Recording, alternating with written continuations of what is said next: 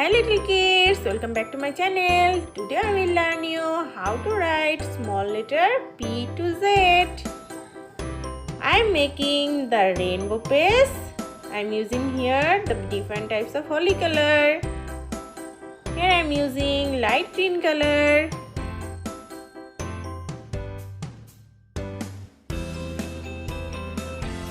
Now I am using the red color.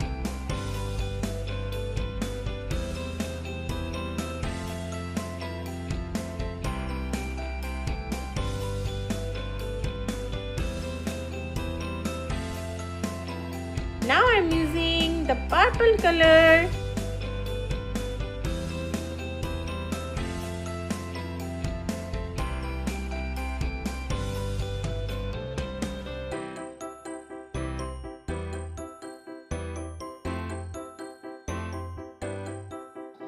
Rainbow page is ready. Now it's time to writing. I am using my finger to write small letter P. P for parrot. Q for queen. R for rose. S for sun. T for tiger. U for umbrella.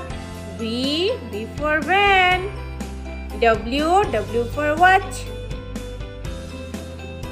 X for xylophone. Y for yak.